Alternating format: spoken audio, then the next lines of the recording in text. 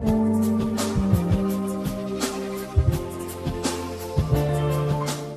and welcome to F3 Recipes. My name is Aishwarya and today I'm going to show you how to make apple fritters. Apple fritters is a very easy recipe to make, and because there are so many apples in the market nowadays, green apples and the normal red ones, this is very easy and yummy. Let's look at the ingredients. We'll be needing some cut up apples, some milk, some vanilla essence, some eggs, some flour, sugar and hot oil. Let's start by making the batter. First, we'll take in our flour.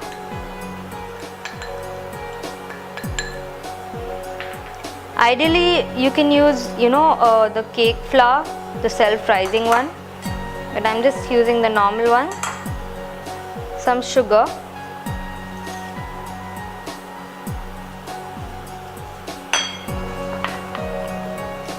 mix that well. Just add in the milk.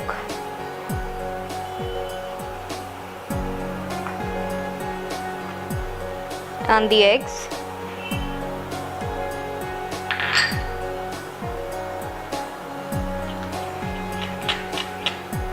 Mix it well so that there are no lumps in it. Once that's done, add in your vanilla essence, just 2-3 drops would do, just to give it a nice flavor.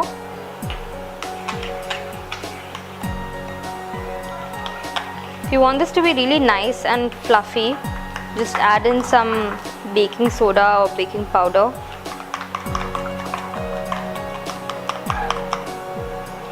Now we add in our apples. Not much, just a little bit.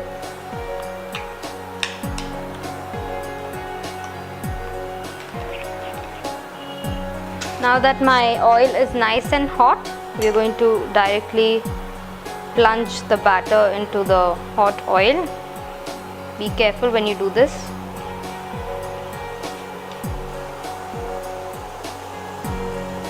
Keep some gap between the fritters or they stick.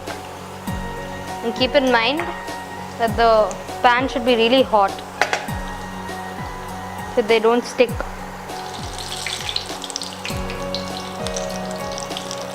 Now that our fritters are nice and golden, I'm going to take them all out, strain the oil. Don't want any excess oil in there. And just in case, I've kept some tissues on the plate. Soak all the oil in.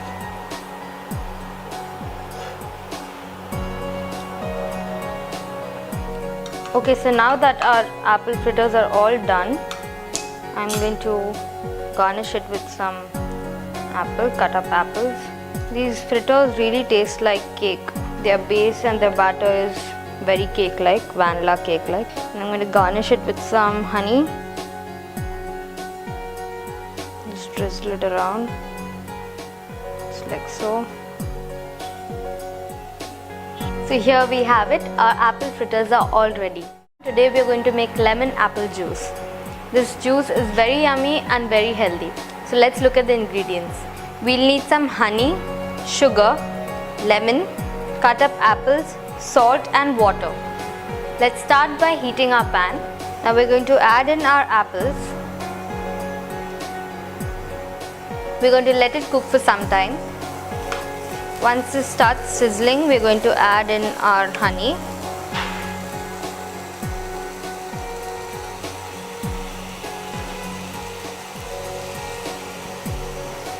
Once the apples are nicely glazed with the honey,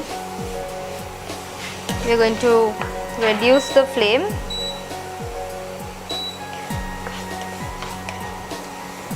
and add in sugar if needed. Not much, just a little bit.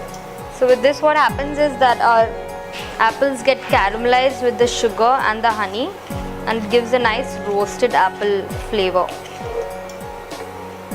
Let that caramelize around 2 minutes or so. Now that our apples are all caramelized, we're going to add in some salt just to balance in the flavor. And after the salt is added, I'm going to squeeze the juice of half a lime.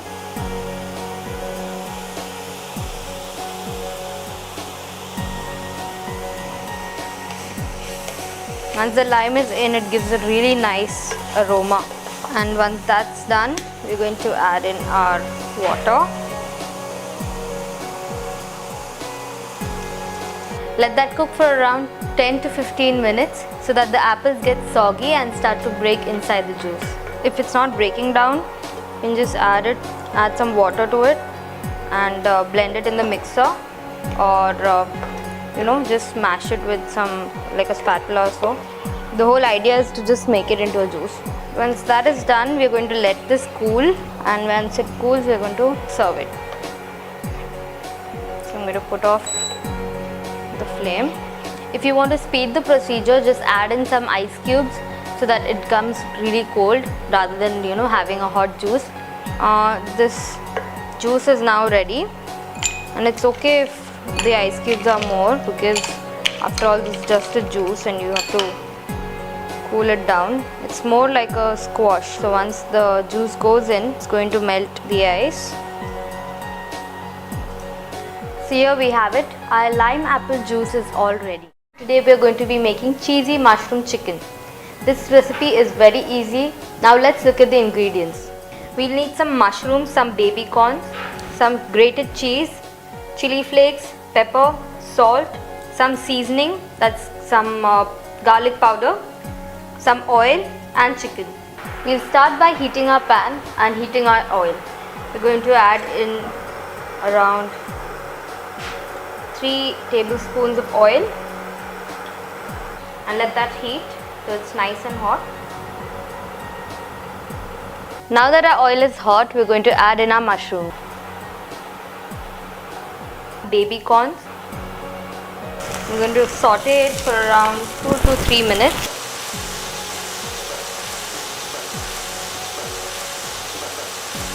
While the baby corns and the mushroom are getting cooked, we're going to lower the flame and we're going to marinate our chicken by adding in some garlic seasoning, some salt, pepper and chili flakes. Mix it so that the chicken is evenly covered.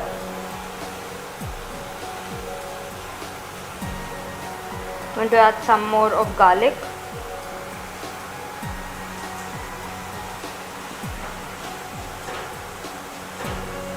So by now our baby corns and the mushrooms are done. Now just add 1 more spoon of oil to help the chicken cook. Slowly add in the chicken.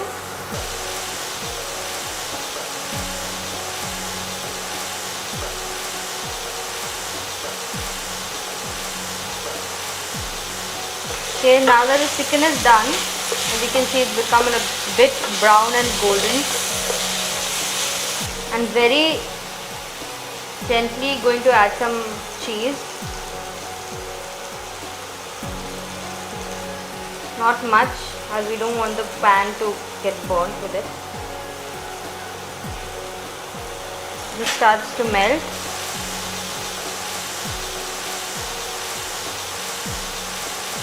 I'm going to put it into this bowl.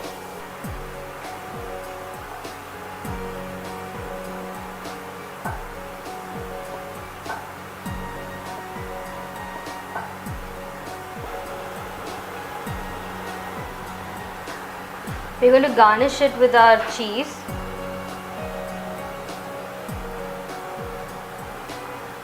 Put a generous amount of cheese on top.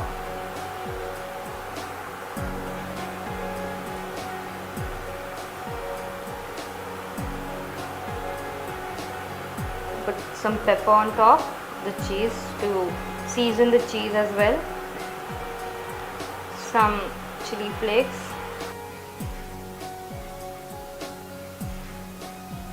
And a bit of the garlic seasoning which we use to marinate the chicken. So here we have it, our cheesy mushroom chicken is all ready. Do try this at home. Today we are going to make chicken mayo sandwiches. I'm Aishwarya and I'm going to show you this amazing recipe which is full of proteins and something which kids love. Let's look at the ingredients. We need some boneless chicken, garlic mayonnaise, butter, pepper, green chilies, finely chopped onions, cooking oil, coriander leaves, cheese slice and some bread. So now we're going to fry our chicken breast. I've kept the pan to get heated up now. As soon as it's hot, I'm going to add some cooking vegetable oil.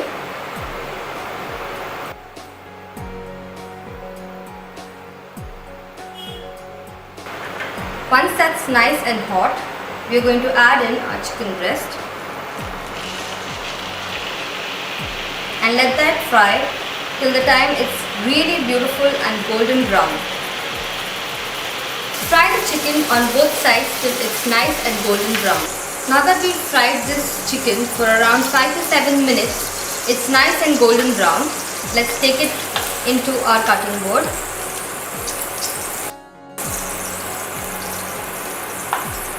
And carefully shred the chicken.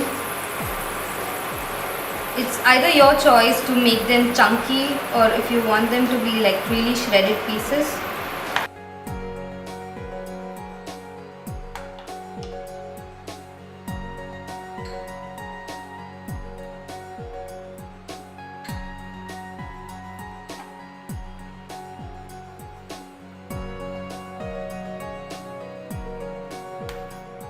So now we're going to make the mixture of this amazing chicken spread. Firstly, we'll take our chicken and we'll add it into a bowl.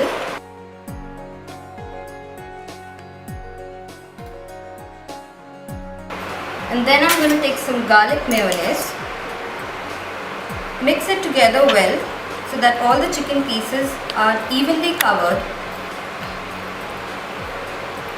Now for some flavor, we're going to add some onions. Just some finely chopped onions. And if you want to take this to another level, you can add some green chilies. Just a bit. It's according to your taste.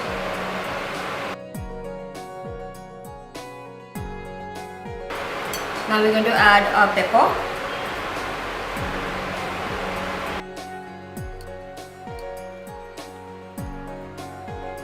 And if you want to give it a twist with some herbs, add some coriander.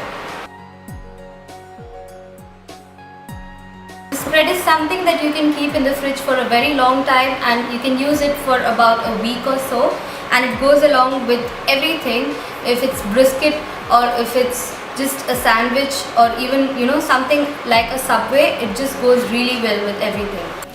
So now we'll assemble our sandwich. I'm taking a slice of bread and just giving it a generous amount of cheese on top.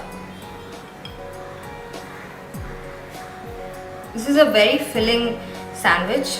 It's something which you can have for breakfast and a good start for the day. It's healthy and full of protein and nutrition. Okay, so now we're going to add in our mixture. Place it on top of the cheese.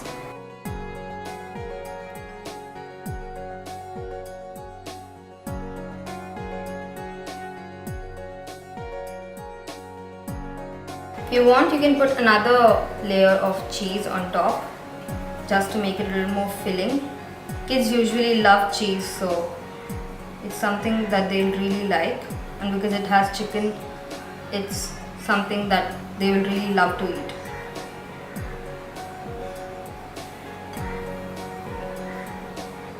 Once the slice is ready, I'm going to apply some butter because we're going to toast this. And if you don't have a toaster, you can either pan fry it or toast it on the pan. That'll do too. Just be careful of the filling inside.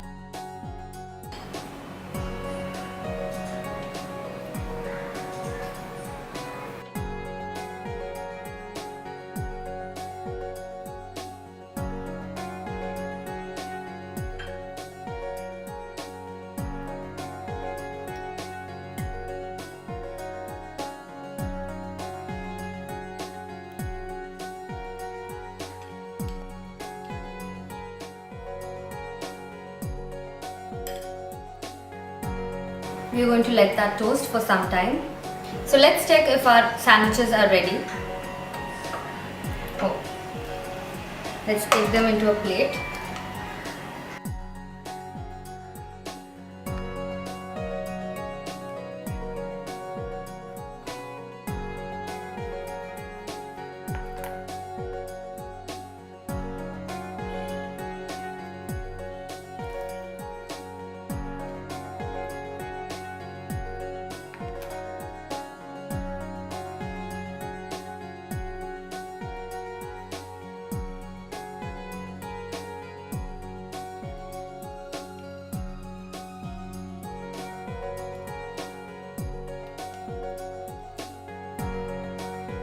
So here you go, your chicken mayo sandwiches are ready.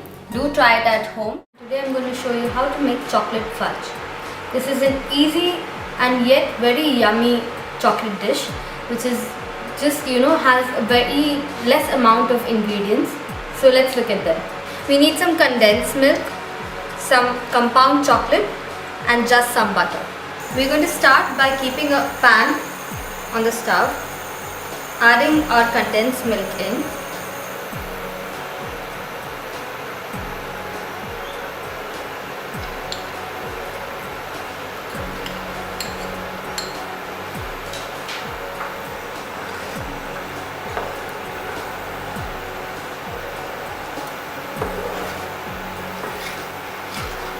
Keep stirring till the condensed milk becomes thinner.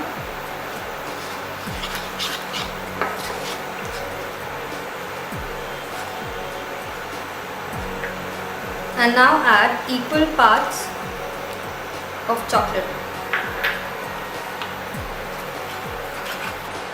Keep in mind that the heat should not be too much or it will burn the chocolate.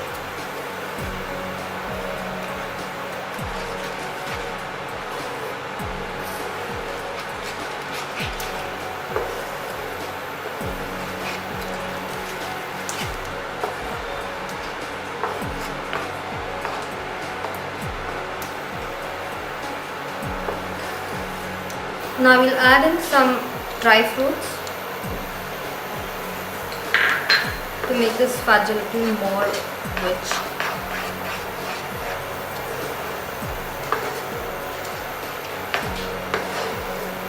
Once the mixture is nicely boiled and separating, pour it into a container lined with cling film.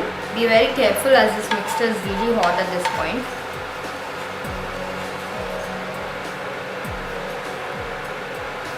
Keep this mixture outside for around 30 minutes at room temperature and let it cool down, and then keep it in the fridge for around an hour. Now that it's been an hour, we're going to take out our chocolate fudge.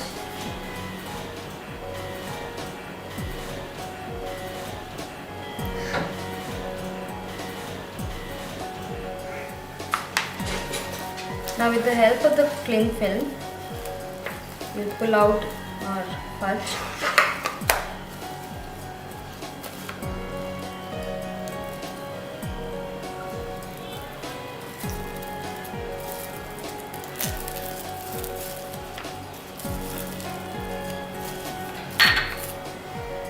And cut them into pieces.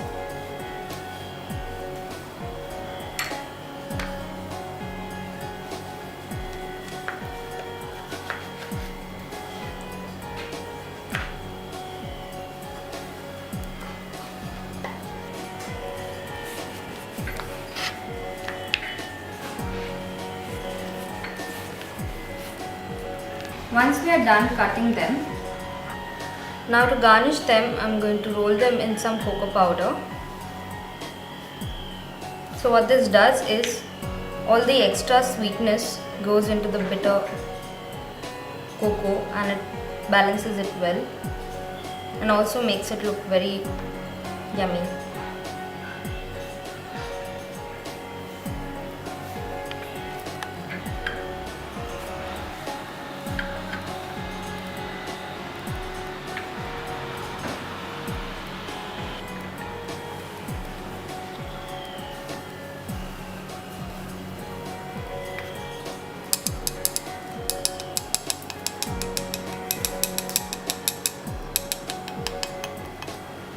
So here we have it, our chocolate fudge. Today I'm going to teach you how to make coconut fritters. Many a times we have breadcrumbs or the sides of the breads left behind after kids have their sandwiches or something. They really don't like the sides of the bread. So today I'm going to teach you an easy way of utilizing this bread and making something very delicious. Let's look at the ingredients. So the ingredients needed are some milk, some flour, some ground sugar or even normal sugar will do, some breadcrumbs, coconut, and some oil for deep frying. So we're going to start making our batter, and side by side I've kept some oil to get heated. So while that happens, we're going to gently add in our coconut, which is freshly grated. Keep in mind that the coconut has to be freshly grated or this will not really bring out the taste. Mix it evenly, see to it that everything is mixed well. Now add in your sugar.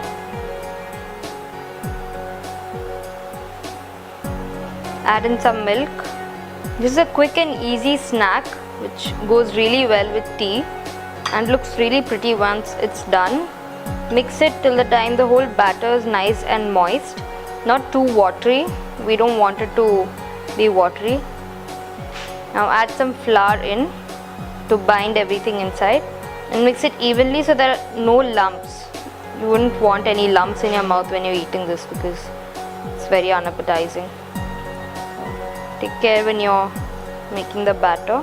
This might get a bit messy, but you'll have to use your hands to get this done properly. Once the batter is done, if you keep these two in the middle of your hand, it will hold the shape that you give it.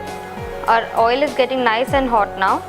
I'm going to make this into small little balls and fry them. See to it that the oil is really hot, otherwise our fritters will consume too much of oil and we don't want that. Once you add in your fritters, just lower the gas so that it doesn't burn and keep gaps between the fritters. I'm going to gently toss this. This doesn't take much time to get cooked. It's an easy procedure and it's quick and fast and fuss free.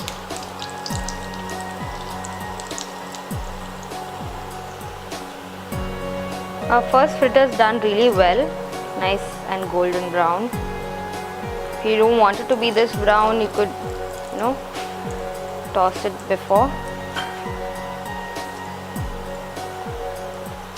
This is the ideal color. I like really golden brown color, which looks really amazing.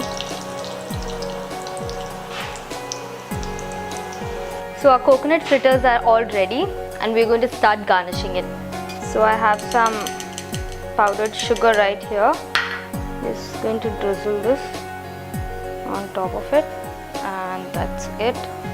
And if you want to add it, make it a little more coconutty, add some leftover coconut on top. So here we have it. Our coconut fritters are all ready. Today I'm going to teach you how to make chocolate pancakes. It's quite easy and something which kids would love to have for breakfast. It's absolutely yummy. You can serve it with whipped cream, honey and even maple syrup. So what we need for this pancake is some maida, some whipped cream, some melted butter, sugar, cocoa, 1 egg and some milk. We are going to start combining all of the ingredients together and making a batter for it. First I'm going to add all the dry ingredients together.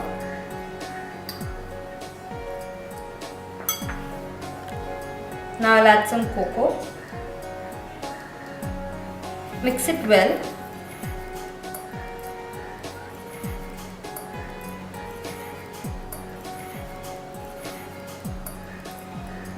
Once that is done, we're going to add in some sugar.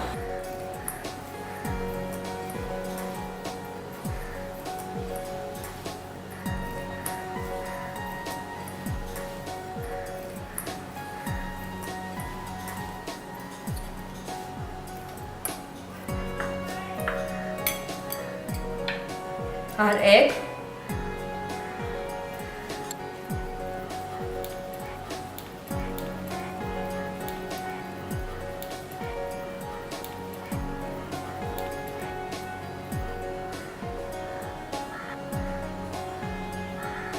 and gently pour in some milk.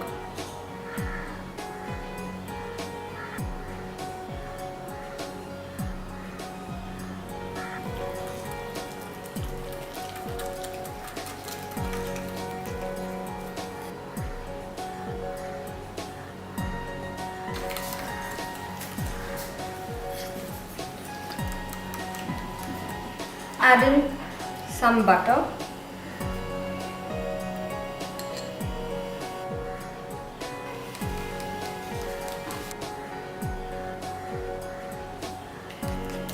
See to it that there are no clumps in the batter. Now we're going to heat our pan and going to pour in the batter and make some lovely pancakes. Now we're going to add our butter to the pan. Once it's nice and hot, with the help of a ladle, I'm going to pour it in.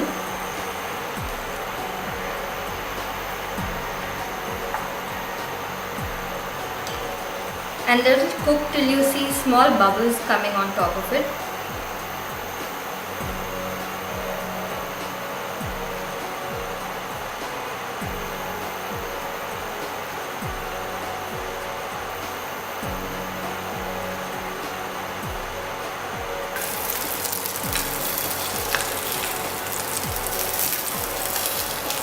Now we're gently going to flip our pancake. I will transfer it into a plate. So here we have it, our pancakes are all ready. We're going to add some whipped cream and some chocolate sauce on top just to make it extra delicious.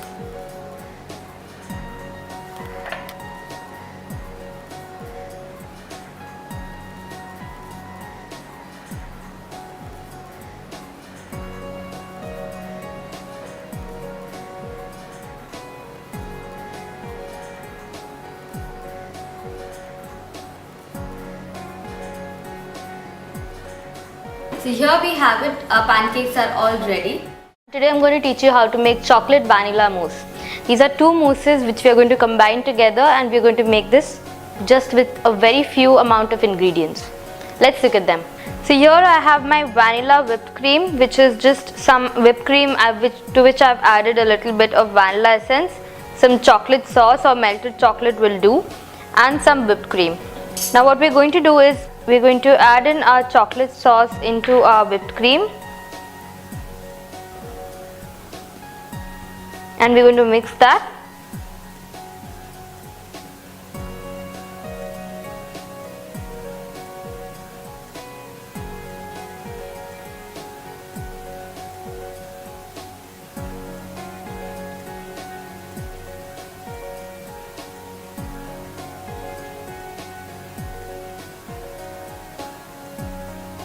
If you want some darker shade, you could opt for melted chocolate or add some more of the syrup in.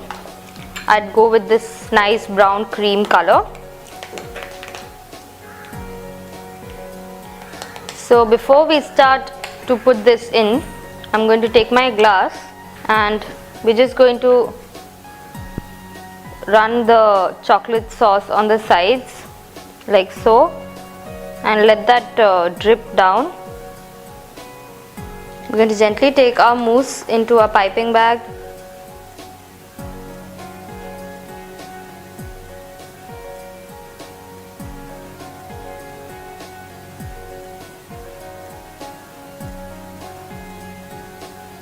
I have two piping bags today because we have two mousses, different kinds of vanilla whipped cream and chocolate mousse. So in one I'm going to mix my whipped cream, and in one I'm going to add my chocolate mousse. I'm going to start from the bottom, and as you can see, the chocolate has now reached the bottom of the glass. If you want, you could add some more on the end so that it has a nice flavor at the end of the glass. Now I'm going to start plating this.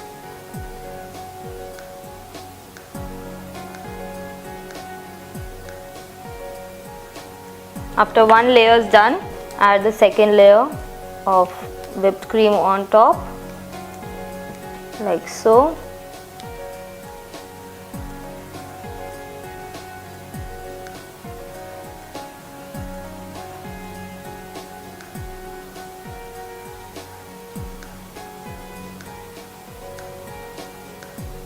and then a final layer of our whipped cream on top. With that, I'm going to garnish it with some chocolate sauce on the top just for a final finish. Just drizzle it on top of your chocolate mousse and the vanilla whipped cream, just like so. You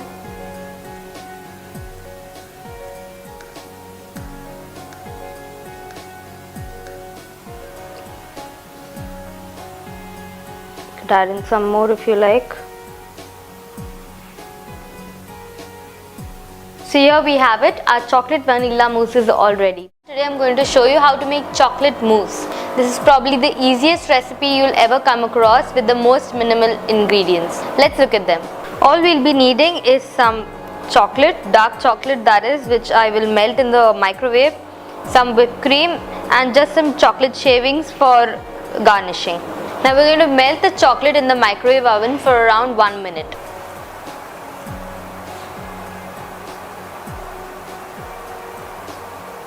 Let's wait till that's done. Now that our chocolate is all melted, I'm going to mix it so that the bits that have not melted melt in the heat of the chocolate. Now what we're going to do is we'll take our whipped cream, which is nice and thick. We're going to add 1 spoon of our chocolate into it.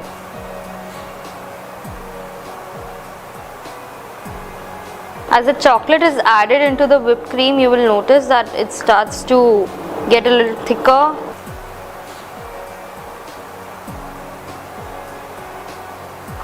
This mousse can be used for frosting as well, which will make really amazing frosting for any cake. That's it. Our mousse is all ready. Put it into a piping cone.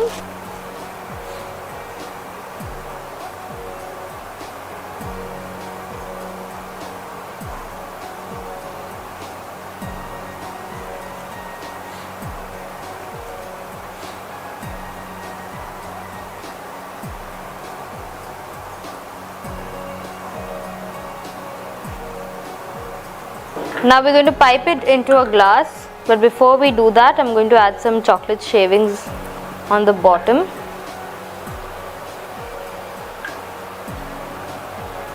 So I'm going to pipe it.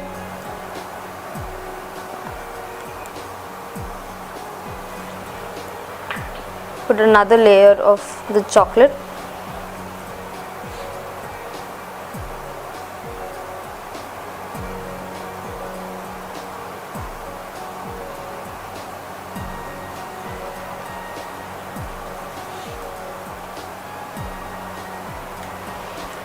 We'll add some more chocolate.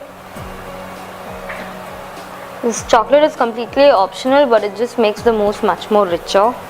We're going to add a final touch of the chocolate on top.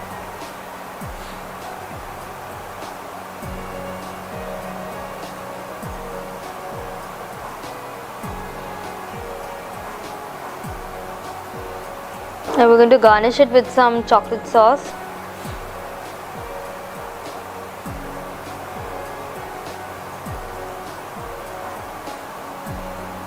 Here we have it, our chocolate mousse is all ready. Today we are going to be making honey lemon mousse. This mousse is extremely yummy and very simple to make, something appropriate for desserts. Your guests will love it, and so now let's look at the ingredients. We'll need some whipped cream powder. If you don't have any whipped cream powder, you could use some whipped cream which is available in the supermarkets, some honey, some lemon, cold water and a bowl. We're going to start by making our whipped cream. For that I'm going to take some powder in here, some whipped cream powder, just a little bit, and I'm going to add just little by little some water into this, help of a blender, or if you don't have a blender it's completely okay, you could use a fork or something. We're going to mix this.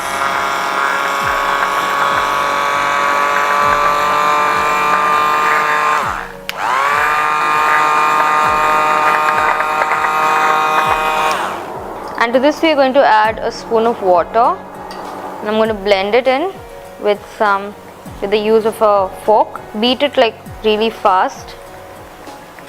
so the air starts to work and the cream starts to whip up. This is a quick dessert which you can make really fast, you know, something which you can store in the fridge and even have later. Our whipped cream is now getting thicker.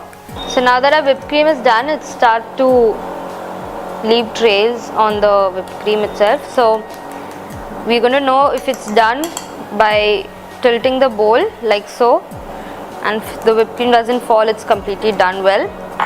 Now because my quantity is really less, I'm going to add like around half a spoon of honey lime. Just going to drizzle that on top. I'm going to mix it in.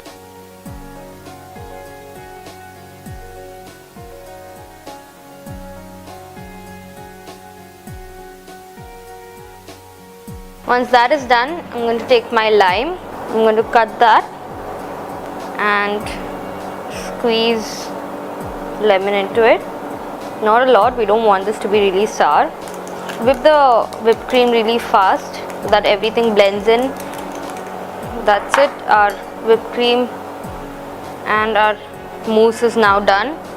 I have a disposable icing bag here, and I'm going to add in the mousse into it.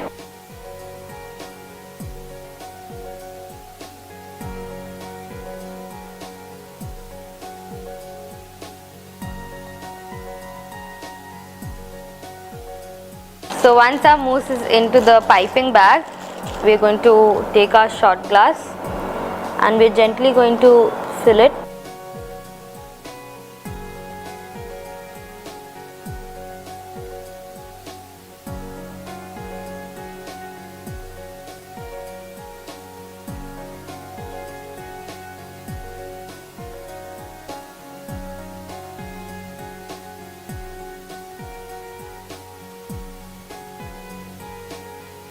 So now that we have made our mousse, I'm going to drizzle it with some honey for just some garnishing.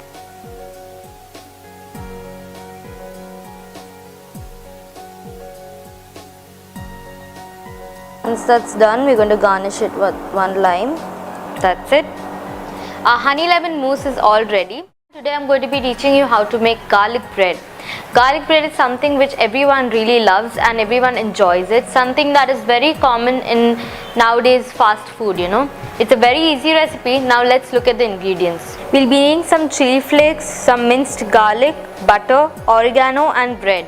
First we'll take some soft butter, put it into a bowl, add some minced garlic into that and nicely mash this together. You could melt the butter, but I would recommend that you keep this soft butter. It's easier to apply on the bread. And the bread, I have cut it with a cookie cutter into shapes. If you want, you could keep the regular size. This is just if you want to make the presentation a little more better. Mix that well and see to it that all the butter is mixed well with the garlic. Once that is done, I'm going to start my stove and just going to add a little bit of butter. Just grease it, not much, because our bread itself has a lot of butter on it. I'm going to apply the butter and the garlic mixture on top of the bread and we're going to place it like so.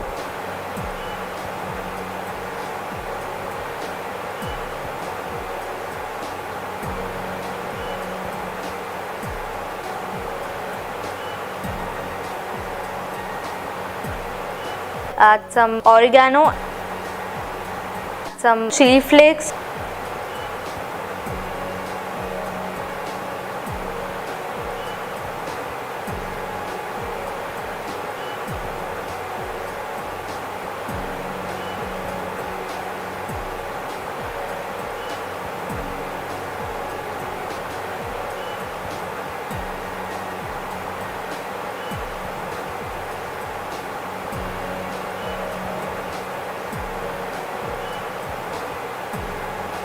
Now we'll turn our garlic bread once it's nice and hot. And if you want, you could add the butter's mixture on the sides of the pan so that it doesn't go waste.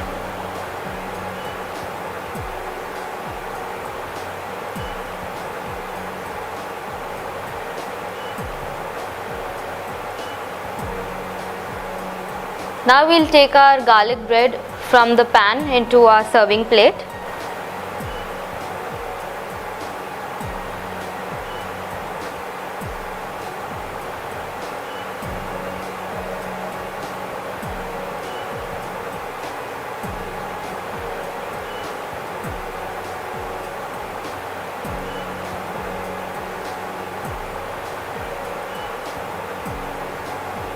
Once it's nice and hot, we're going to add in some chili flakes just for flavor. You could skip this part if you want, but this is just for seasoning. And some oregano.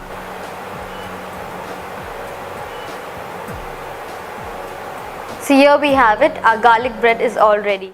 Today I'm going to teach you how to make hot chocolate, something that kids absolutely love, and as December is close by, it's an appropriate dish. Let's look at the ingredients, shall we? So the ingredients for today's drink are cocoa powder, instant coffee powder, some chocolate, whipped cream and some whole milk. The coffee powder is something which gives a great punch to the chocolate and makes it much more chocolatier. So I would opt for some coffee powder, or if you don't have any, it's completely okay because it's just optional. Now that the milk has come to a boil, we are gently going to pour it.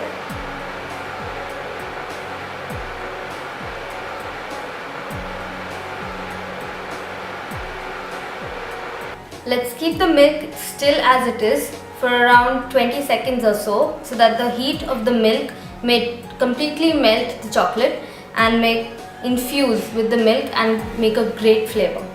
Now that it's been around 10 to 20 seconds, we're going to start stirring so that the chocolate gets mixed.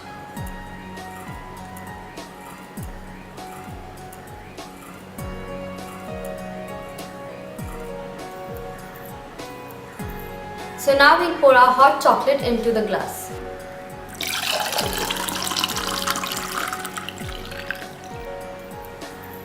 Now to make this even yummier, we're going to top it with some whipped cream.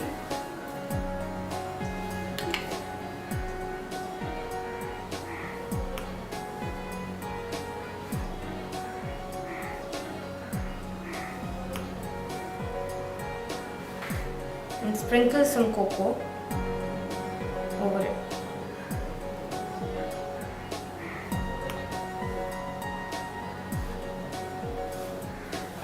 So here we have it, our hot chocolate is ready. Today I'm going to teach you how to make fudgy chocolate brownies. These brownies are really appropriate for Christmas, and as they are coming near, you can make this for your friends and family.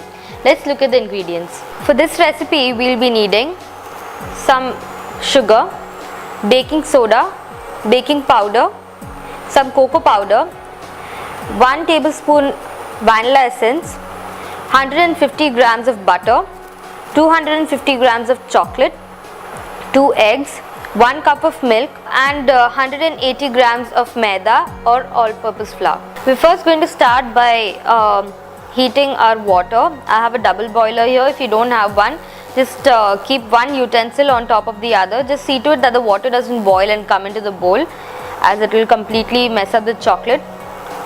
We're going to add in our chocolate now. 250 grams of chocolate goes in. Let the water heat up, and with the heat of the water, we're going to melt this chocolate. Okay, now that our chocolate has started to melt, we're going to stir it very slowly. And we're going to add in some soft butter. I have butter here and I've kept it outside, so it's turned really soft. And that's exactly what we want. When the water comes to a boil, just keep in mind that the water doesn't get into the chocolate or it'll completely mess up the chocolate. Grease the butter on the tray like so.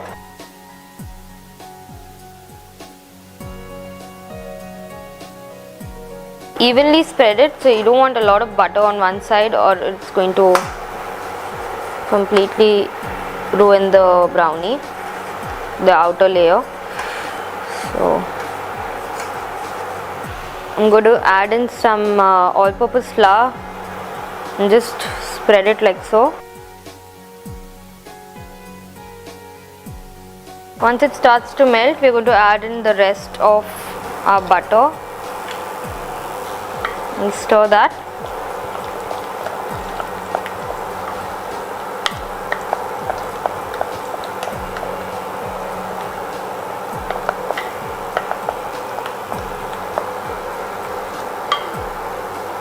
We have it. Our butter and the chocolate is all melted. I'm going to take that off the pan. Now that the chocolate is melted, we are going to add in all the liquid ingredients. I'm going to add my tablespoon of vanilla essence in there. As that cools down, I'm going to add in the rest of my baking soda here. I'm just going to put a pinch of that, not a lot, as it gives a soapy taste if it's too much. Some baking powder, and mix that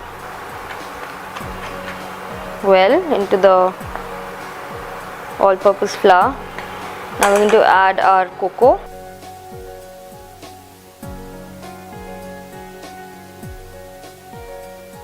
You could add in some coffee powder to bring out a little more of flavor in this.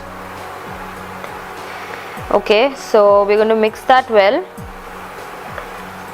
Once that is mixed, either you could add in your sugar into the bowl, or I prefer adding it into the hot chocolate because as it's hot it will melt faster. So here we have it, our chocolate and our sugar, powdered sugar. You could use a regular one, but powdered gets melted faster. So just see to it that there are no lumps when you're mixing it. Once this is mixed, we're going to add in our milk. Just about 1 cup. I'm not going to put the whole thing. It's according to how thick the batter is at the moment. So now that our chocolate, sugar and everything is mixed in, I'm going to add my 2 eggs in. For this I'll be using a blender.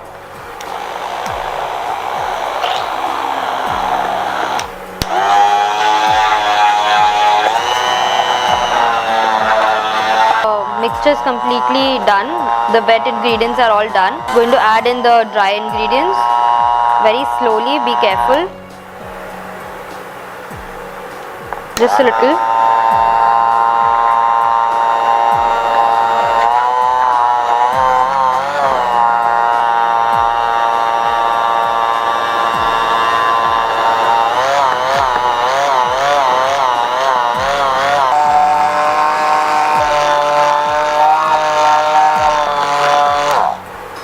We're going to add in all the ingredients on the side as well, as we don't want that to go waste.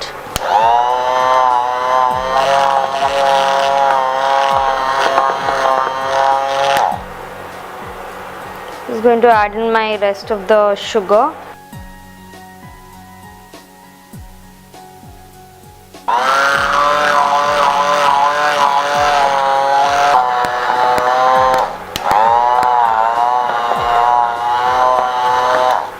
That's it, our batter is all ready now. Okay, I have lined my baking tray with some butter paper so that it doesn't stick, just in case. And now I'm going to pour in my batter.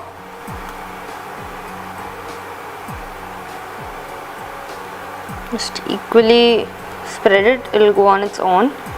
Just pour it in the middle like so. Your batter should be as thick as this. It should leave trails on the batter like so. Like you can see how it goes. That's how thick your batter should be. Now that my brownies batter is all ready and in my baking tray, we are going to bake it for around 35 minutes on 180 degrees Celsius.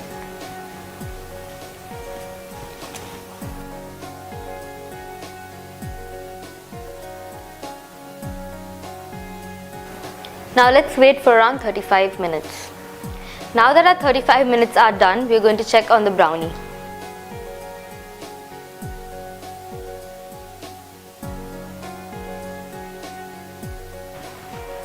We're going to let that cool for around 30 minutes so that it's nice and warm when we remove it out of the baking tray.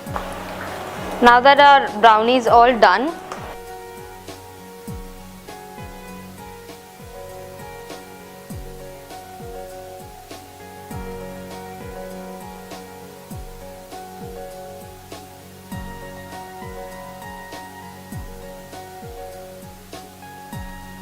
spread some chocolate all around.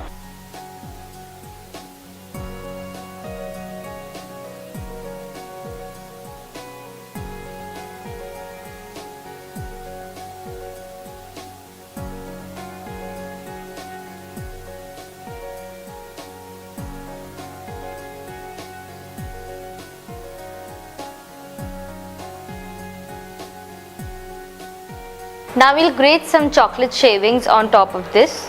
Spread it all around.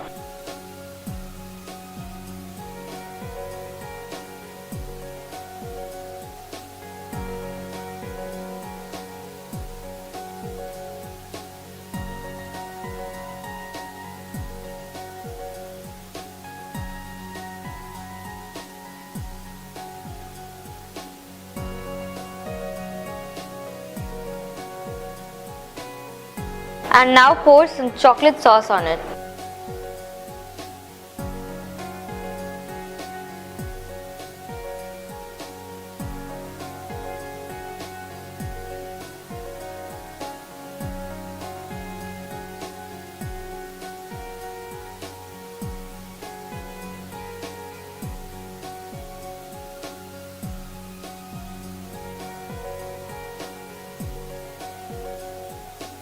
So here we have it. Our fudgy chocolate brownie is all done. Today we are going to be making fruit roll-ups. This fruit roll-up is very easy and simple to make, very yummy and something very appropriate for snacks or for breakfast. Children will love this. This is just a French toast but with a different twist. It has fruit in it and some yummy filling in it, which makes it even yummier. Let's look at the ingredients. The ingredients needed are some butter, which is really soft and not really hard, in the fridge. Some powdered sugar, some chocolate spread, some chocolate sauce, some apples, 1 egg, milk, some cinnamon and ground sugar, and bread. We're first going to start making our fruit roll-ups by preparing our bread. We're first going to cut off the edges. You can make something yummy with the breadcrumbs in the end. We're going to take our chocolate spread and apply it on one side of the bread like so. Remember not to put too much, or while frying it might just come out. Now add in your apples.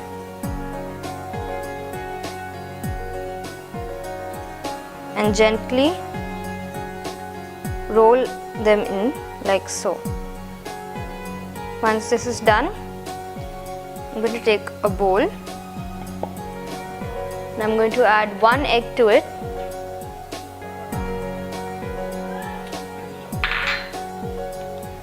And just some milk.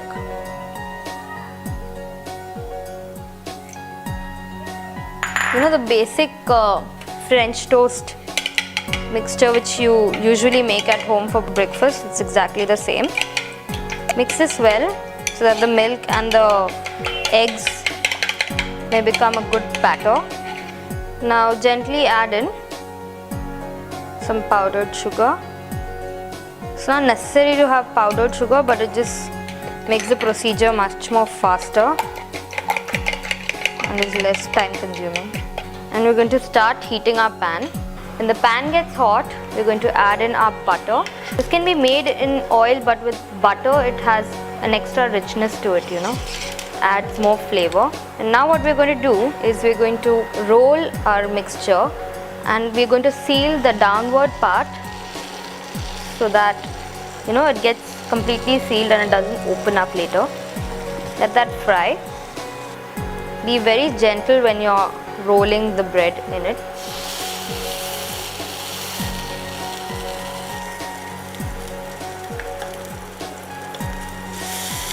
See how nice and golden it's become?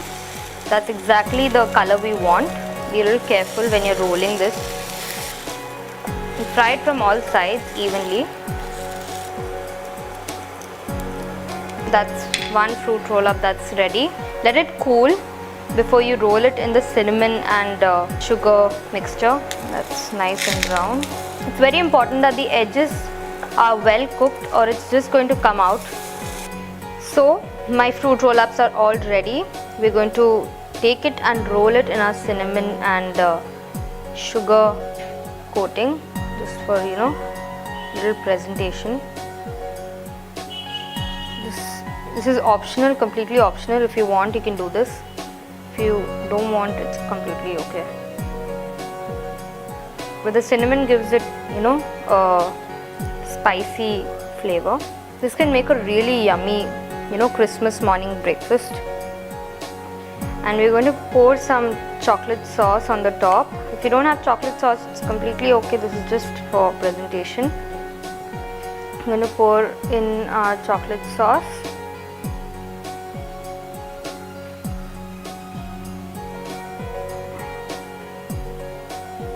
So here we have it, our fruit roll-ups are all ready. Today I'm going to teach you how to make egg rolls. This is one of my favorite dishes, something that my close friend had once taught me.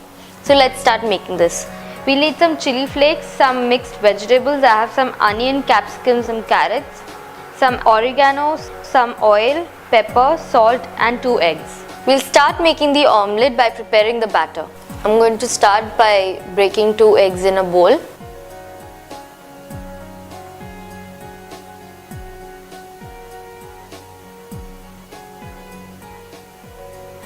And now we'll add some pepper,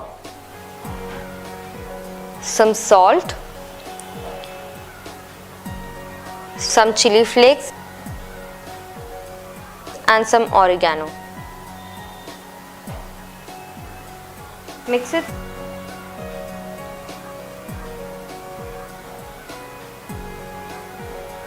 We'll start by heating our pan and heating our oil. And let that heat till it's nice and hot. And now we'll add batter.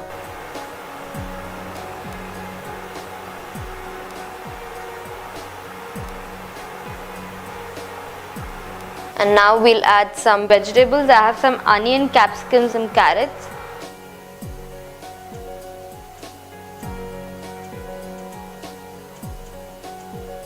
Now we're going to add in some more vegetables.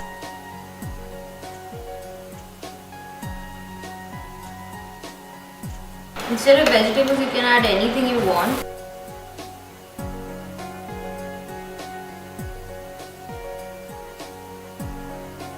Now that our egg roll is done, I'm going to plate it.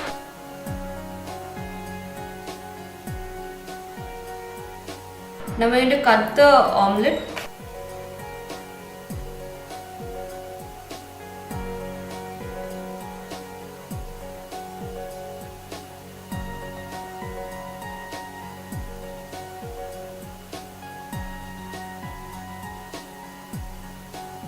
Now if you want, you could add some chili flakes on top just for some seasoning if you feel like it's necessary. And serve it with some tomato sauce and that's all. So here we have it, our egg rolls are all ready. Today I'm going to teach you how to make corn sprout salad. The salad is completely filled with proteins and nutrients. Now let's look at the ingredients. For this recipe we'll be needing some cooking oil, some mustard seeds, pepper, salt, sprout and some corn. We'll start by adding some oil into our pan and let that heat. Once the oil is hot, we're going to add in our mustard seeds and wait till the mustard starts to splutter. Once that starts happening, we are going to start adding in our sprouts. Around 1 cup of sprout goes in. And we're going to start stirring this and sauteing it so that all the oil is covered evenly. Add in the corn, around 1 cup of corn. Mix it well.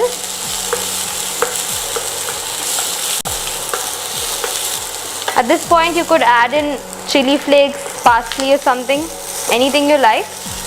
But I'm just going to add in some pepper as I want this a little plain.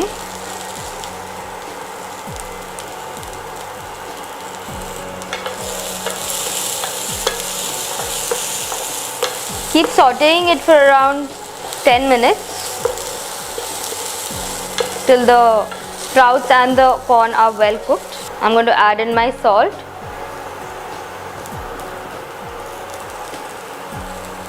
I'm going to stir that for around 2 to 3 minutes more, and that's it. Our salad is all done. Now we're going to put our salad into the plate.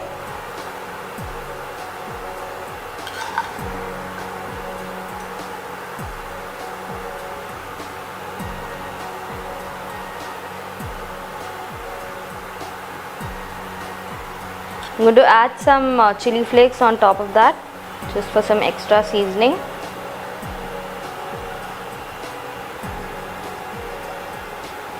And here we have it. Our easy corn sprout salad is now ready. Today we are going to be making stir-fried chicken.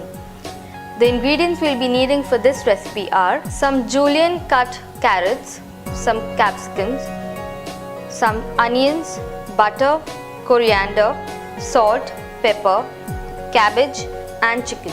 We're going to start making the stir-fried chicken by first heating and melting our butter. On the side, I'm going to marinate our chicken in salt and pepper.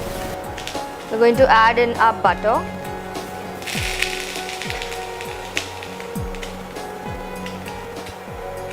and here we have our boneless chicken. Not going to add much salt because when we fry the vegetables we'll be adding in salt, and we don't want it to get too salty because the butter as well has some salt in it. Some pepper,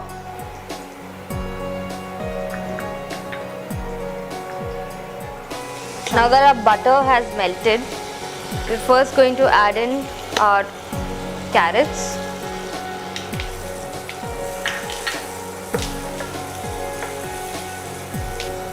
then our capsicums,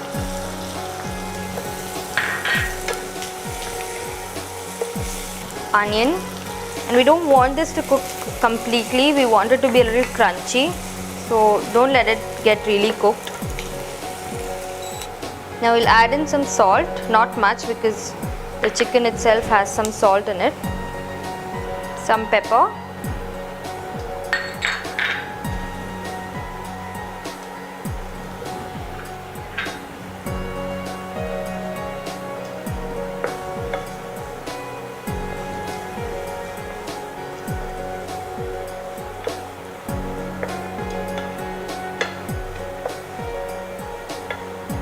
now we'll take our chicken and add it in slowly.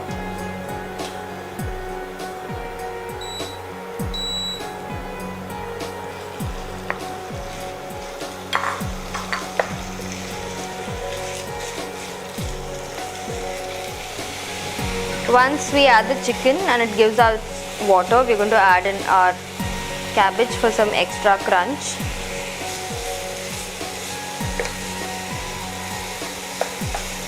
Once the chicken is cooked through, we're just going to add in some garnishing. I let this chicken cook for around 5 to 6 minutes or so. Don't add your whole coriander, as we'll be needing to garnish it when we are plating this dish. Instead of the whole coriander, you could actually put some parsley in, and some chili flakes, as I told you earlier, thyme or rosemary. It will just enhance the flavor of the dish. And now we are going to plate it.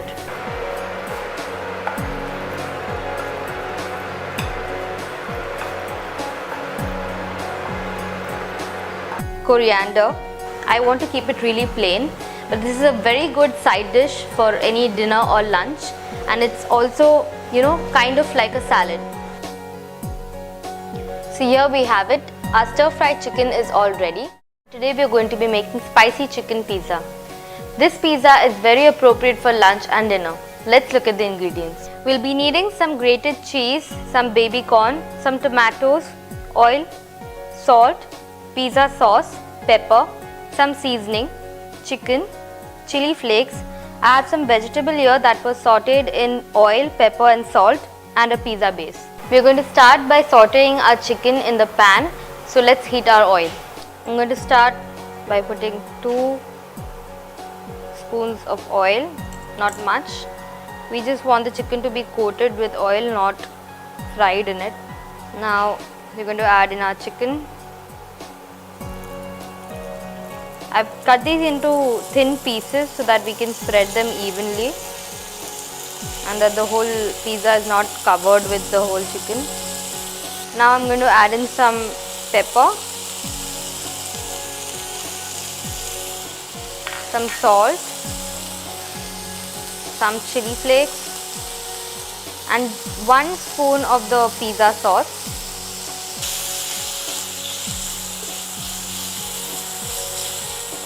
I'm going to fry this.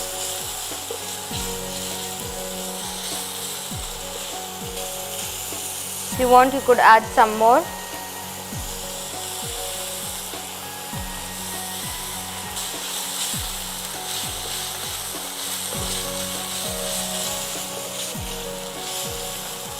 Let that fry for around 30 seconds and then we'll take them off the pan. Now that our chicken is done, I'm going to put it into this bowl.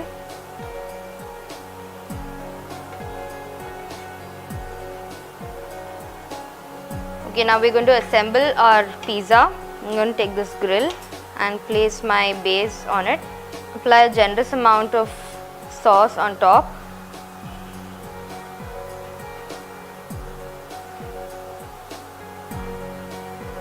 See that it's equally spread on every side. We don't want too much on one side and less on the other. Okay, now we're going to add in our cheese.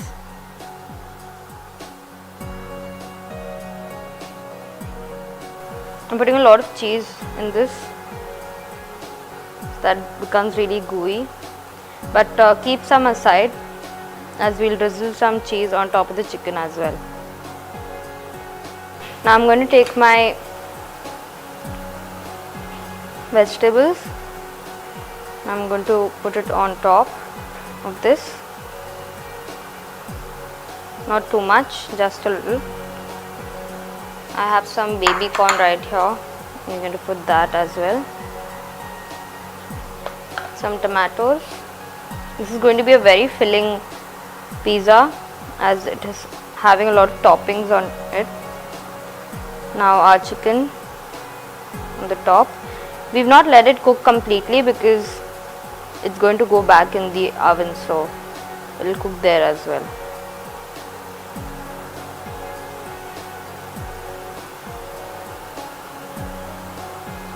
Now, as I said earlier, drizzle some more cheese on top of all this, so it's a little more yummy. And if you feel that the spiciness is too much, this will decrease it. And that's all. Our pizza is now ready to go into the oven for about 7 minutes.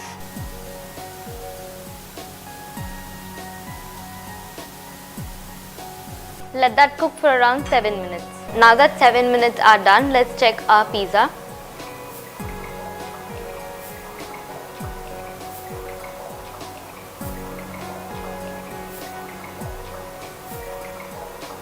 Our pizza is done.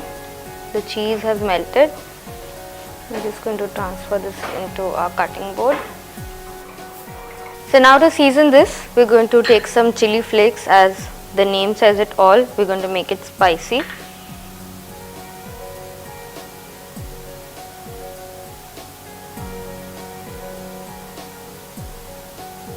Some pizza seasoning, regular oregano, chili flakes and parsley would also do.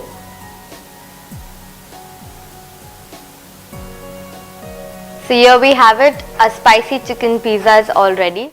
Today I'm going to show you how to make pepper mushroom. This is a very spicy and yummy dish, something which goes well for a side dish as well. Let's look at the ingredients. We'll be needing some mushrooms, some chili flakes, salt, oil and some pepper. We're going to start by heating our pan.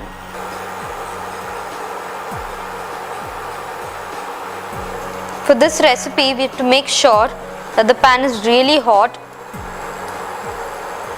so that we can cook our mushrooms faster. Once this is hot, we're going to add in our mushrooms. And we're going to saute it.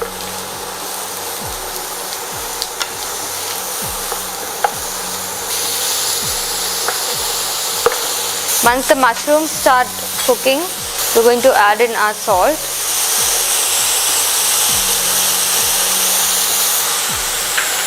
chili flakes,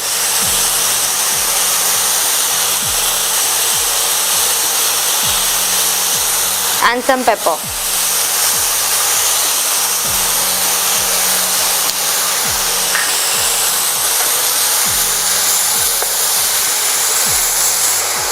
And that is exactly what we want. We want the water to evaporate. Saute the mushrooms so that the water is completely taken in by the mushrooms. And the water is what has the flavor of the mushrooms. So that's it. Our mushrooms are all done. Now that our mushrooms are ready, we are going to start plating it.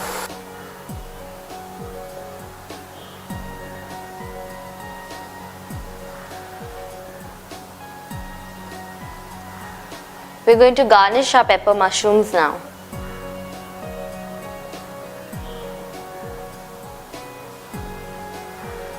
So here we are. Our pepper mushrooms are all done. Today I'm going to teach you how to make mushroom scrambled eggs. These are really yummy scrambled eggs which are very simple to make. Let's look at the ingredients. For this recipe we'll be needing some mushrooms, cut up onions, 2 eggs, pepper, butter, chili flakes and salt. So we'll start by heating up our pan and adding in some butter. Let that heat up and melt the butter. Once the butter is nicely melted, we are going to add in the onions, not too much, just a little bit, as we want the flavor of the mushrooms to be more in this. We're going to add in our mushrooms now. Stir that well. Once the mushrooms start to cook, it starts to leave its water and it shrinks in size. So even if you add too much of mushrooms, it's completely okay. It's going to anyway shrink and make a nice sauce. I'm going to put in some chili flakes, some salt and some pepper.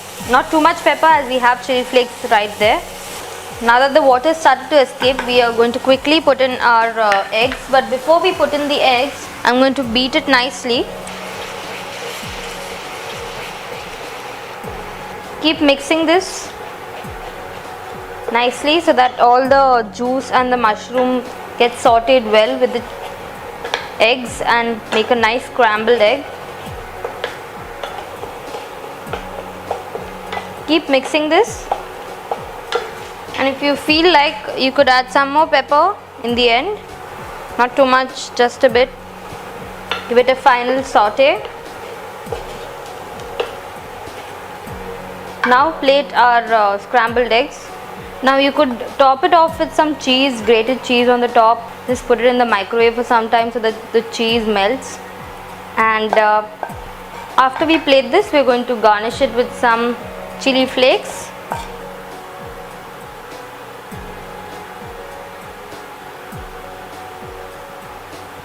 So here we have it. Our mushroom scrambled eggs are all done. Today I am going to show you how to make mint mushroom rice. This fried rice is filled with flavor and is easy and simple to make.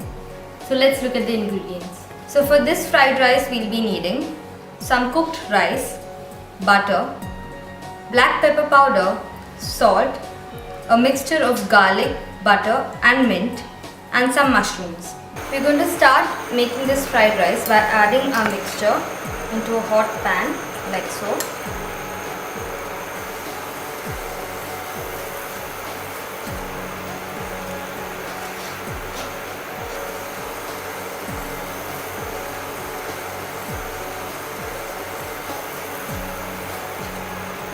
And fry it for around 30 seconds.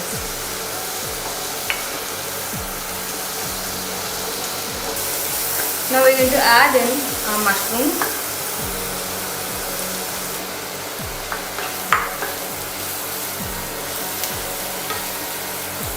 And saute it so that the mushrooms are evenly covered with the mixture.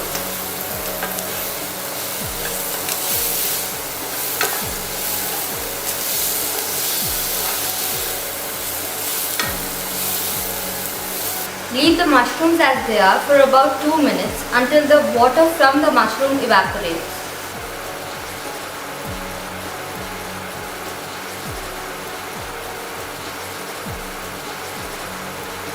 We don't want all the water to evaporate as it contains a lot of flavor in it. So we'll quickly add in our salt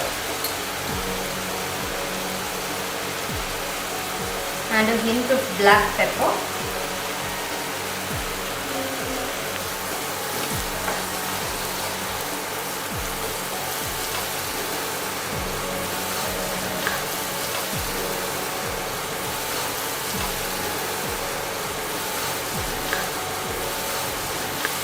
Now I'm going to add in my boiled rice.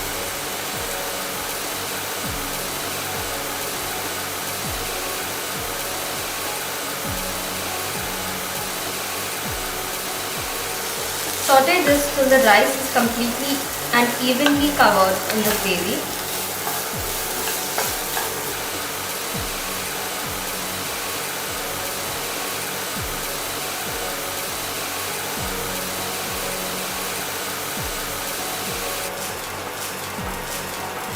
Now that our fried rice is ready,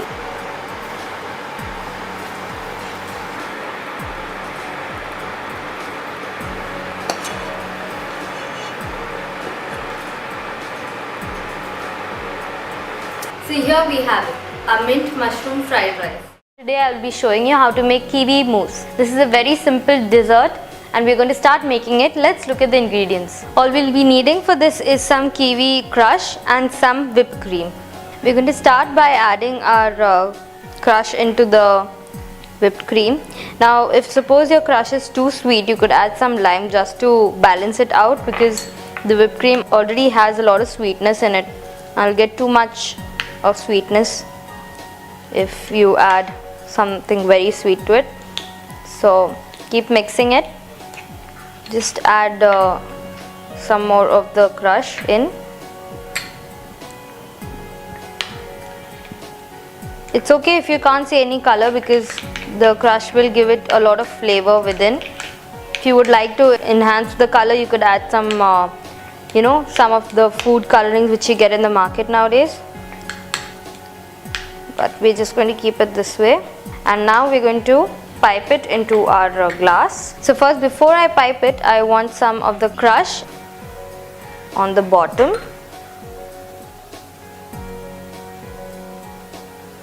We're going to gently take our mousse into a piping bag.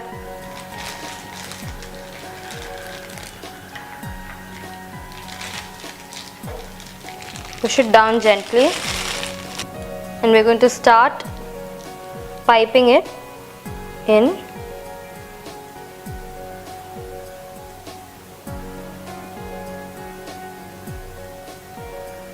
I'm going to put in my kiwi now.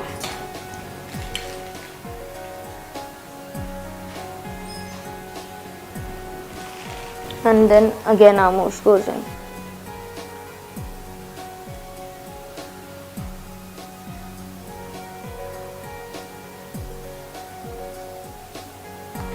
That we're just going to garnish it with some of the kiwi pieces. You could cut up some fresh kiwi if you want to. So here we have it, our kiwi mousse is all ready. Today I'm going to show you how to make strawberry mousse. Let's look at the ingredients. For this recipe, we'll be needing some strawberry crush and some whipped cream. First, we're going to take our strawberry crush and add it to our whipped cream here and mix that well.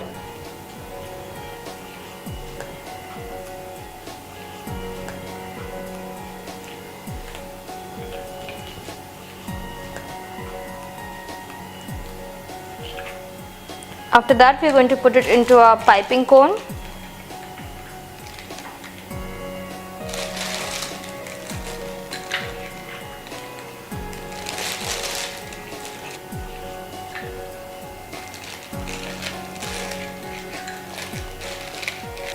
So before we start plating, I'm going to take some syrup and we're just going to gently let that drizzle on the sides of the shot glass.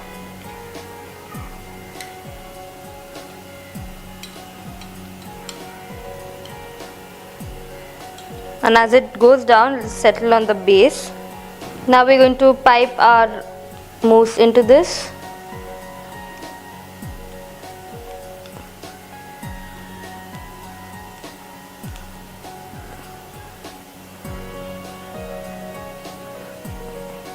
If you want, you could drizzle some of the strawberry on the side or on the top,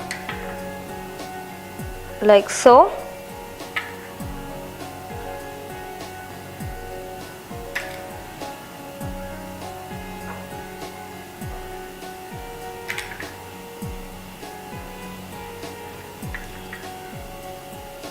So here we have it, our strawberry mousse is all ready. Today I'm going to teach you how to make vegetarian delight pizza. So we're going to need to look at the ingredients. They're quite simple, you'll get it everywhere in the market nowadays. Let's look at them. We'll need some capsicum, some cut up baby corns, some tomatoes, seedless. I've removed all the seeds so that they don't wet the base. Some onions, some carrot, salt, mushrooms, some pizza mix, pepper, cheese, some pizza sauce for the base, oil and a pizza base. We'll start by sauteing our vegetables first in some hot oil so that they are not raw. I'm going to start by putting oil, onions, capsicums, some carrots, pepper, salt.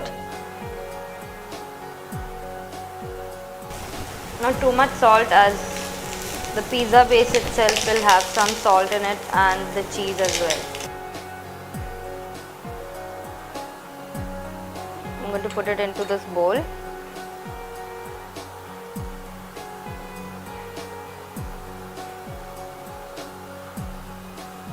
Two spoons of oil, not much. Mushrooms, some pepper, some salt,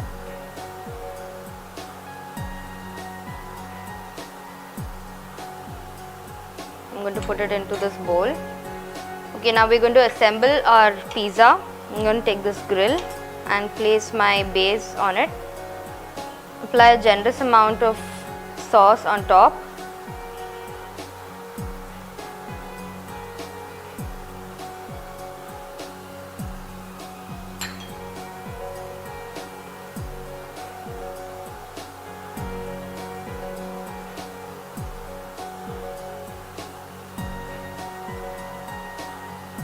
Now we're going to add in our cheese.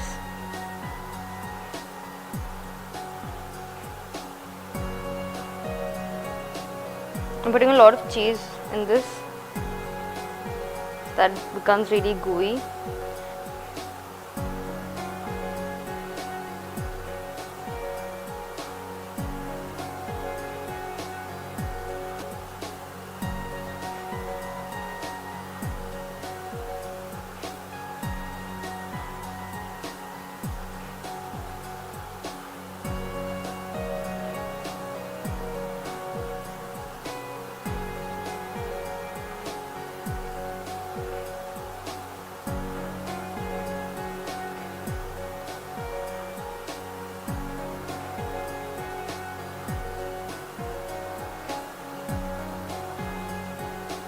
Our pizza is now ready to go into the oven.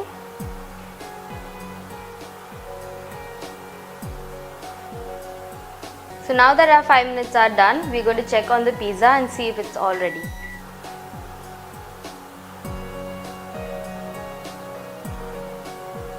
Our pizza is done. The cheese has melted. Some pizza seasoning, regular oregano, chili flakes and parsley would also do. So here we have it, our vegetarian delight pizza is all ready. Today I'm going to show you how to make tomato spinach soup.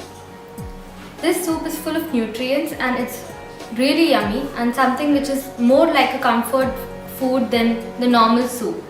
So let's look at the ingredients. We'll be needing some finely chopped onions, some salt, some Maggi cubes, red chili powder, black pepper, green chilies, ginger and garlic, tomatoes chopped finely, some spinach, butter and vegetable oil if needed. First we'll start by heating our pan.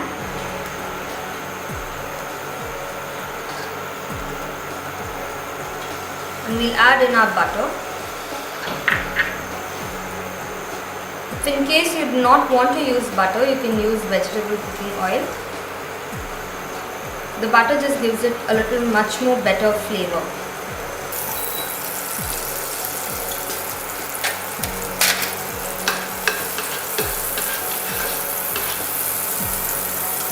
Once the butter is melted, I'm going to add in my ginger garlic.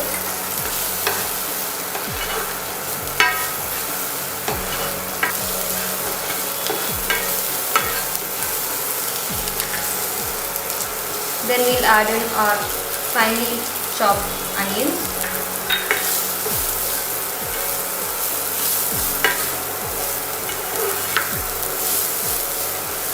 Once the onion become light brown and translucent, add in your chopped tomatoes.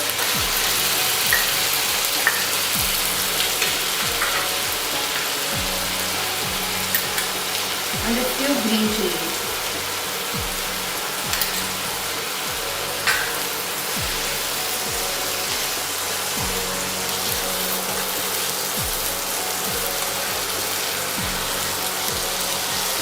Once the tomatoes are soft,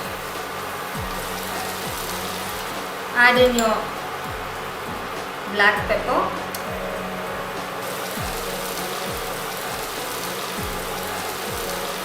some red chili powder, and salt.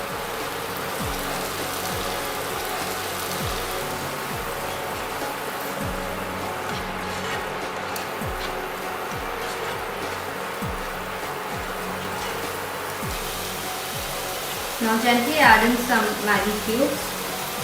Now break the Maggi cubes into powder and add it evenly into the mixture. If you do not have Maggi cube, you can either use vegetable stock, which does the same.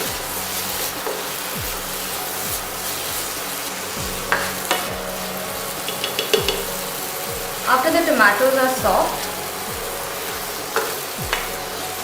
let them cook for another minute.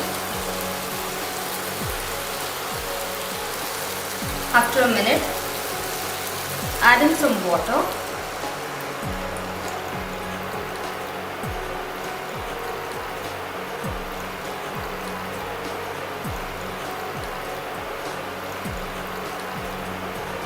Once the soup comes to a boil, we are going to add in our roughly chopped spinach.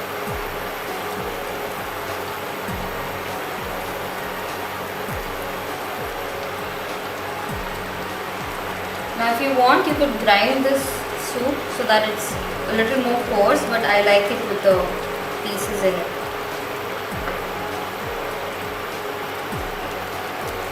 Boil it for half a minute and then serve it in a bowl. Now that our soup has come to a boil, we're going to pour it into our bowl.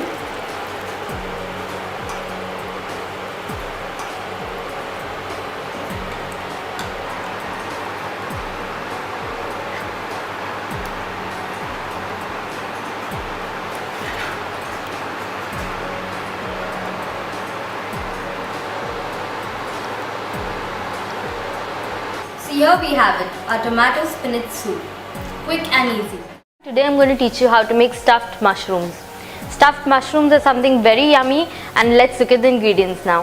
For this recipe we'll be needing some spinach, some mushroom stems which I've chopped finely, butter, oil, the tops of mushroom which we are going to stuff, the salt, some sesame seeds, tomato, corn, pepper, and some onions and garlic chopped finely. Now we're going to start by heating our pan and adding in some butter and just 1 small tablespoon of oil so that the butter doesn't burn.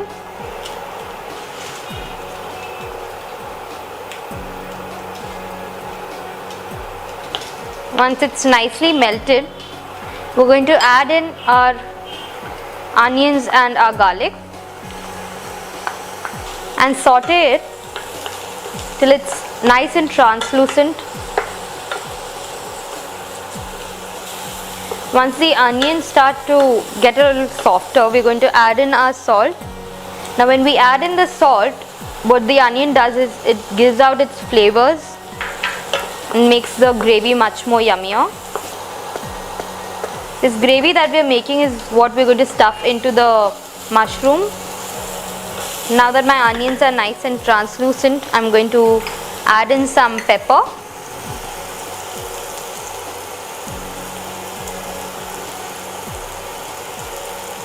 Give that a good stir.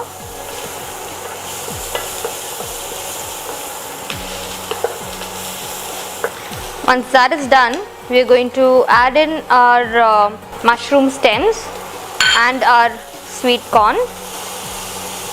Around 1 cup of sweet corn. Give that a good stir. And if you feel that the oil is a little bit less, you can add in some oil or some butter. I'm just going to add in a little bit of oil.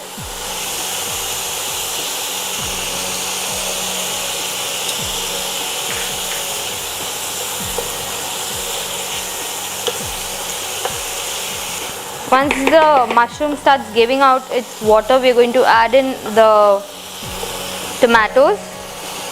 1 cup of chopped tomatoes. Let that sit for around 5 minutes till the tomatoes get nice and soft and saucy, because that's what's going to be the filling. Once the tomatoes are cooked, I'm just going to season it with a little bit of chili flakes. Now the chili flakes are completely optional. This is just to add a little bit more of seasoning into this base. We are gently going to add in our spinach. Stir that softly and take care that it doesn't fall off. The spinach completely changes the flavor of the base and gives it another taste and a look. It makes it prettier. Keep mixing them properly so that the flavors are well mixed together and it has a great taste. So we're just going to heat this in the warmth of the pan. Once it's nicely sauteed, now I'm going to transfer it into a bowl.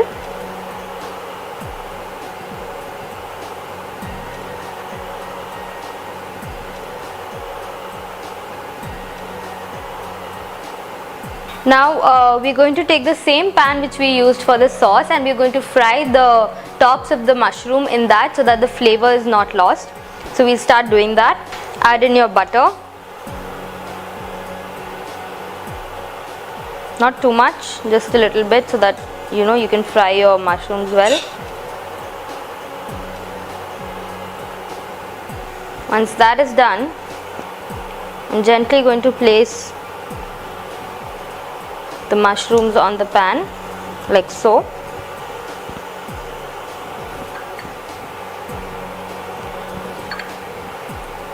Do this at a very low flame because you don't want the top of the mushroom to get burnt. Let it get toasted for around 2 minutes. Now that our mushrooms have been sitting for around 5 minutes, I'm going to turn these. It's supposed to be brown on the top. Not too brown, just a little golden brown. The mushrooms will start giving out their water.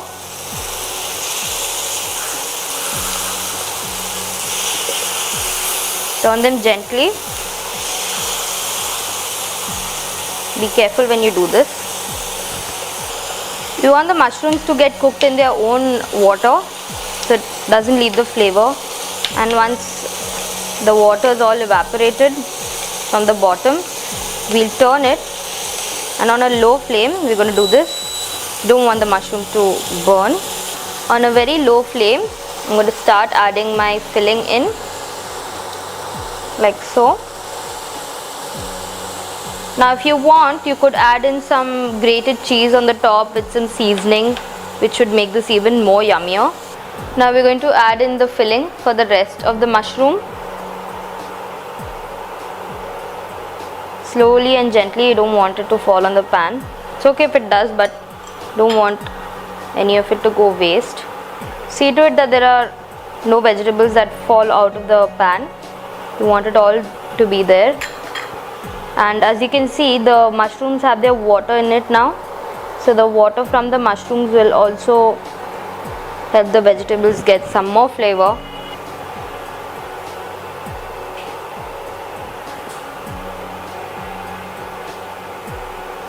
Now I'm going to let this fry and let the mushrooms absorb all the water and cook in that for some time.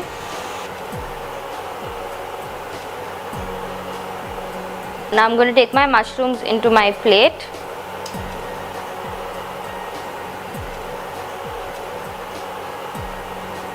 Be very careful when you do this, as you don't want the stuffing to fall out or it's just too much work.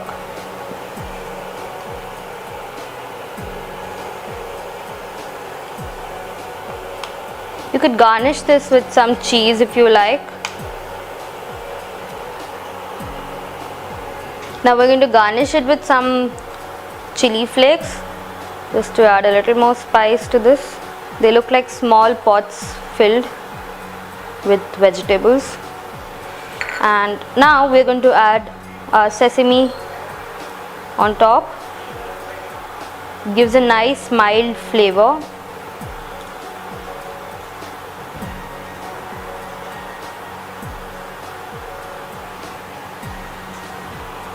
And that's all. Our stuffed mushrooms are all ready. Do try this at home. It'll make a great starters and your guests will love it. Don't forget to subscribe to this channel, like, comment and share this video. Thank you.